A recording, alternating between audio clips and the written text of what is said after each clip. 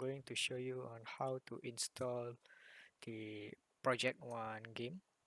So prior to installing this, you should have both SFML and also Box2D installed properly on your machine. So what you have to do is to extract this folder anywhere. For right now, I'm going to extract to desktop. Okay.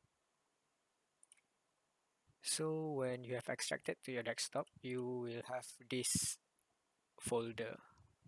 Just go inside this folder and you will have these files, resources folder, compile, game, and so on. So what you have to do is go on this directory bar and just type cmd, or you can also use command prompt and actually use the directory commands to go to this, but it is a hassle. So what you have to do now is to compile the game. So you're gonna have to type compile and then game and then just tab, so it will come out game cpp and also come out obstacle.cpp. So just press enter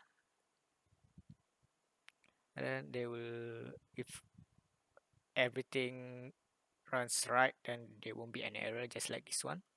Okay, next is you need to set the environment. So you need to run the set env, just like this file over here. Alright, so what it does is that it set the directory for SFML on your command prompt directories. And next is for you to run the game. Well, previously on the compile section, you can also rename the output file, but as a default, the compile command will output at a.exe. So to run the file, after you set env, then you just need to type a. So you will have this particular window. So according to the theme, it is two two button controls. So what I have in mind is just controlling a spaceship, avoiding physics based asteroids falling down. So I have reused and followed some of the uh, my lecturers, how they do the project previously. So on this game, firstly you need to it's also prompted the instructions. Need to press spacebar to start, and the controls is only right arrow to steer right and left arrow to steer left. Okay, let's go. Alright, so what you need to do is just keep avoiding this. When you hit the asteroids, you'll just record your high score for the next game. For example, right now your score is 9 when the game is over, and when you start it again, the high score will be 9. Alright.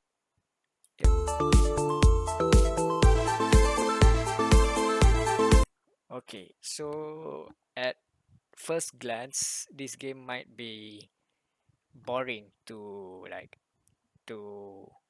play, but what I had in mind is that is what probably like riding a spaceship in big open space feels like. There's nothing. All you need to do is just avoid stuff. Okay, and this game just basically to check your endurance. How long can you keep it up? And how long before you actually purposely goes into the asteroid to end the game?